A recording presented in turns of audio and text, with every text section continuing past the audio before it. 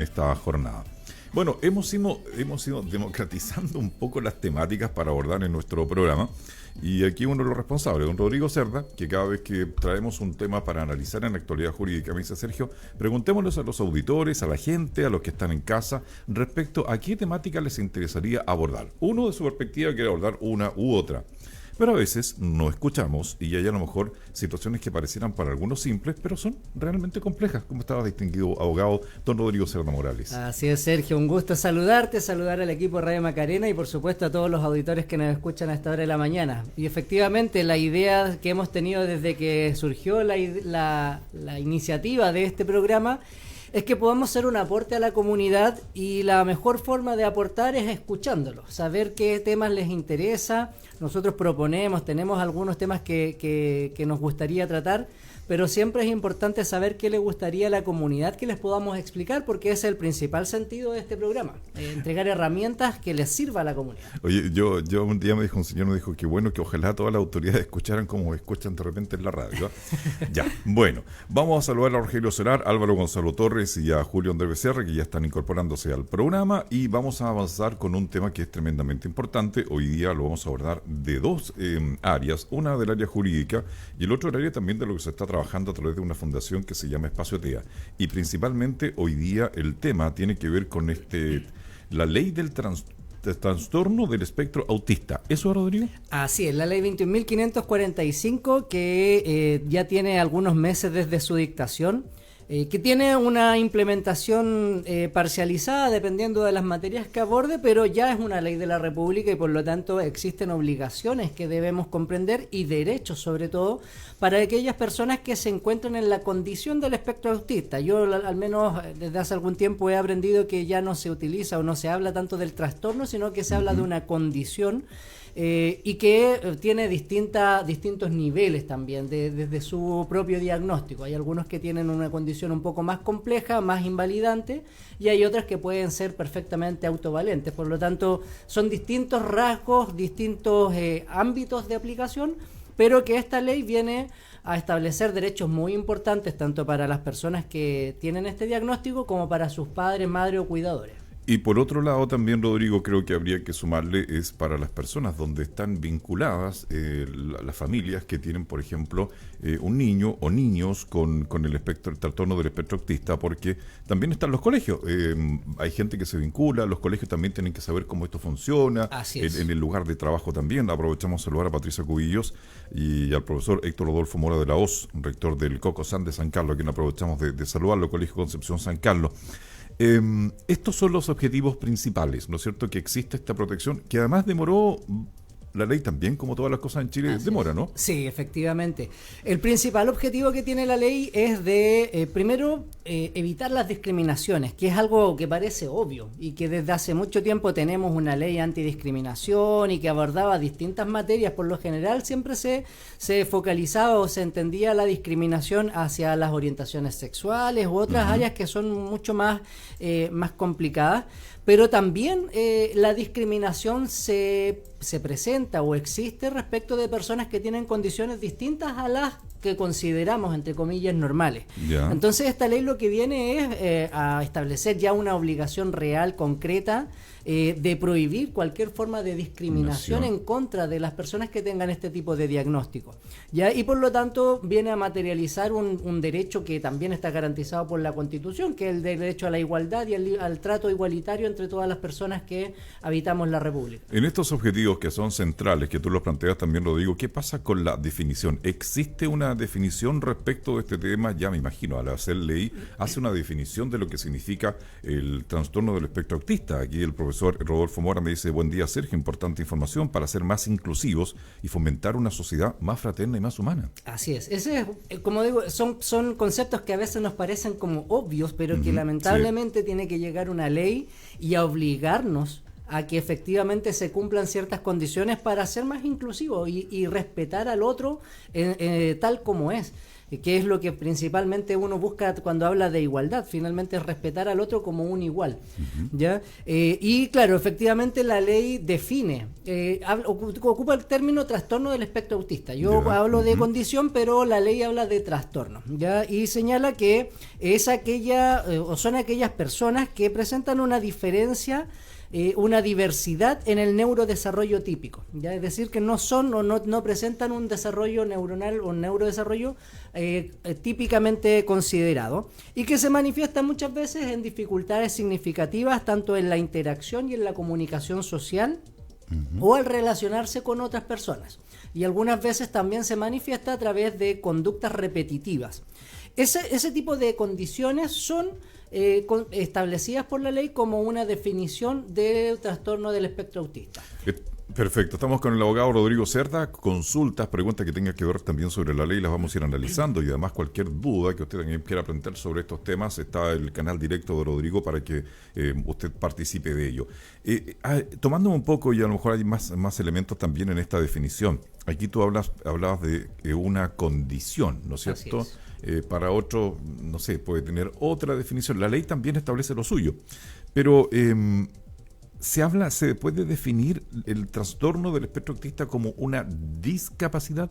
Claro, como señalábamos al principio de la conversación, los diagnósticos son de distintos niveles. Hay algunos diagnósticos que presentan ciertas condiciones invalidantes de la persona y que por lo tanto no se pueden valer por sí mismos, y en esos casos sí son considerados o es considerado algún tipo de discapacidad, y por lo tanto puede también ser beneficiaria esta persona de los subsidios por incapacidades que contemplan otras leyes que están vigentes. Por lo tanto va a depender del tipo de diagnóstico y de lo invalidante que sea este diagnóstico, porque hay personas que tienen la condición del espectro autista y que son autovalentes, y por lo tanto esas personas no pueden ser consideradas como sujetos de alguna discapacidad. Va a depender mucho del tipo de diagnóstico y lo invalidante que sea esta condición para la persona. En algún minuto también vamos a hablar de ello, si cuando ya esté con nosotros digamos hoy día la directora de la Fundación Espacio OTEA, para que nos comenta este tema de la evaluación, que para muchas personas le cuesta montones, ¿no? Llegar, poder, y además que como todo en este país hay que pagar. Así es. Sí, y para una familia el bolsillo golpea fuerte. Sí. Bueno, la ley trae consecuencias en dos importantes áreas. Por un lado, en el área educacional, establece obligaciones para todos los establecimientos educacionales, sean públicos, subvencionados o privados, respecto de adecuar los protocolos de actuación frente a un niño o a un estudiante que presenta alguna condición que pudiese asimilarse a la condición del espectro autista. Y por otro lado, para el área de salud, el Ministerio de Salud también tiene obligaciones, producto de esta ley, de habilitar protocolos de diagnóstico, de capacitar a los funcionarios, de entregarles herramientas para poder actuar o intervenir frente a un diagnóstico de esta condición. Bueno, esta es la perspectiva legal, y obviamente también en este país tienen que existir las leyes de una u otra forma, también incorporar ciertos procesos. Me quiero quedar con algo. Tú hablaste delante, Rodrigo, respecto de los objetivos. Tenemos un tema que es el objetivo. Después hablamos de lo que significa una definición para la ley, de lo que significa el trastorno del espectro autista, y además esta consideración respecto a la discapacidad, del grado, ¿no es cierto?, que tenga cada persona. Pero yo te conozco un poco y sé que siempre defines objetivos, pero de repente detrás están los principios. ¿Es lo mismo una u otra cosa?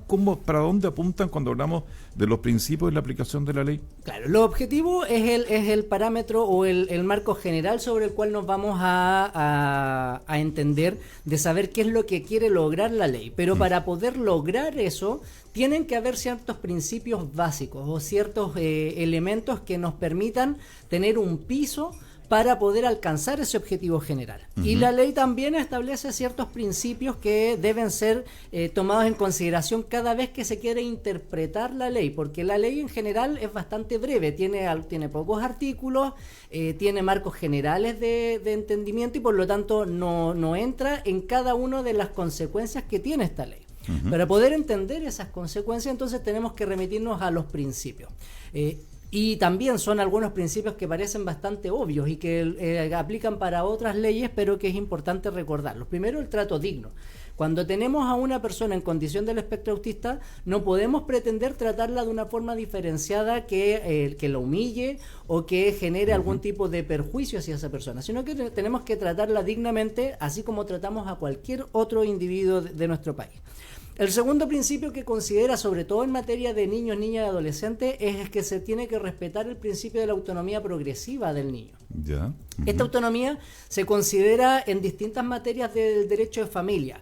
Cuando, por ejemplo, un niño está haciendo o se está analizando la pertinencia de qué padre tiene el cuidado personal del niño, niña y adolescente, va a depender de su autonomía progresiva, la madurez psicoemocional que tenga el niño, y que le va a permitir también pronunciarse y decir con quién le gustaría o no estar o a quién le gustaría que lo cuide a ese niño. En materia de la ley TEA también debe respetarse ese principio, y en la medida que el niño, niña, adolescente que tenga esta condición sea capaz o tenga la capacidad de expresarse y de manifestar su voluntad, esta voluntad también tiene que ser respetada. No porque tenga el diagnóstico significa que el niño no tenga el derecho de manifestarse. Entonces también tiene que ser respetada esta autonomía progresiva. El otro principio que es muy importante es la intersectorialidad, porque evidentemente al hablar de este tipo de condiciones no es solo un área específica profesional la que tenga las capacidades y las competencias técnicas para poder abordarlo. Tanto en el área de salud como en el área de educación, los establecimientos tienen que contar con equipos interdisciplinarios, psicólogos, trabajadores sociales, en algunos casos intervienen también abogados, pero por lo general estamos hablando de múltiples disciplinas profesionales que deben intervenir en este tipo de diagnósticos para poder tomar las decisiones más adecuadas y que sean en directo beneficio de ese niño, niña, adolescente. Bueno, vamos a ir abordando estos temas. Rodrigo también nos tiene más información respecto de ello, y lo importante, luego vamos a conversar con Silvana Suárez, que se va a integrar a nuestro bloque a las 8 de la mañana, desde la otra perspectiva, ¿no? ¿Cuál es el trabajo? ¿De qué manera se está acogiendo? Cuando hoy día nosotros estamos viendo el aspecto de la ley, que es el bloque que plantea Rodrigo, pero hay que ver también cómo ha sido la acogida, de qué manera se recepciona. ¿Cuándo un niño es considerado? Cuando ya es diagnosticado médicamente, porque en Chile hoy día le ponemos nombre a todos, y es súper fácil. ¿Y quiénes son las personas calificadas también para poder evaluar? Porque de repente, yo no sé, yo veo a través de Facebook, dice, quiere hacer una evaluación X, entonces uno se pregunta, ¿para dónde va? Dice, no olvidar mencionar a los adultos autistas que también existimos y somos parte de la nueva ley TEA. Mira, Espectral Chillán se ha conectado al programa. Mira, quiero leerlo uno, dice, no olvidar mencionar a los adultos autistas que también existimos y somos parte de la nueva ley TEA. Espectral Chillán. Oye, sería interesante también conversar con ellos en algún minuto. Es muy importante aclaración. Nosotros por lo general, claro, cuando hablamos de estas materias siempre nos circunscribimos a los niños y adolescentes, pero efectivamente la ley y los objetivos que estamos tratando acá son sin distinción de edad. Y por lo tanto la no discriminación, el respeto a la persona, el trato digno, los diagnósticos efectivos y las demás consecuencias que establece la ley en materia de salud y de educación y de otras áreas también aplican tanto para adultos como para niños. Ok, una pregunta. Tú hablabas de la discriminación y te pregunto como abogado, no sé si te ha correspondido en algún minuto, pero así como parten las cosas van tomando fuerza, se van, algunos dijeron, normalizando. Una persona que tenga el espectro autista, no sé si entiendo si estoy equivocado, si no, ustedes por favor corríjanme, ¿puede presentar, por ejemplo, una acción legal ante un hecho de discriminación? Exacto, claro. Como señalábamos antes, ya existe una ley antidiscriminación, una ley que prohíbe todo tipo de discriminación, independiente de la condición sexual, de la salud, de la raza, de las ideologías políticas. Y hoy día la ley TEA lo que hace es ratificar esa prohibición de discriminación también hacia las personas que tengan la condición del espectro autista. Y eso significa que cualquier persona que se vea afectada por algún tipo de discriminación puede presentar acciones legales invocando la ley antidiscriminación, y lo puede hacer la persona misma que tenga la condición, o también lo pueden hacer sus cuidadores, tutores o curadores quienes tengan a cargo el cuidado de esta persona. Perfecto. Y ahora planteemos otro tema. Tú hablaste delante de la educación. En términos generales, ¿cómo estamos hablando de esta ley, de los objetivos de la ley, la definición también del concepto, la consecuencia en el ámbito de la educación? Tú ya algo planteaste delante. Aquí también hay un impacto en el mundo de la educación y por el otro lado también en el mundo del trabajo, con las personas que cuidan, que están tenedoras de los niños o las niñas o las personas que tengan la condición. Así es. Bueno, lo primero, y hay varias preguntas que se han realizado que están vinculadas. Efectivamente, cuando hablamos de una persona en condición del espectro autista, lo que tenemos que tener claro es que esta persona tiene que ser debidamente diagnosticada. Ya tiene que ser diagnosticada por un facultativo de la salud que tenga las competencias suficientes para este tipo de diagnóstico y por lo tanto tiene que haber un diagnóstico médico. En el área de la educación, hoy día los colegios tienen la obligación de adecuar sus protocolos y esto es independiente del tipo de establecimiento, si es un colegio público, un colegio privado o un colegio subvencionado. En cualquiera de estas áreas, todos tienen las mismas obligaciones de adecuar sus protocolos para que efectivamente se evite todo tipo de acto de discriminación en contra de los niños y adolescentes que tengan esta condición.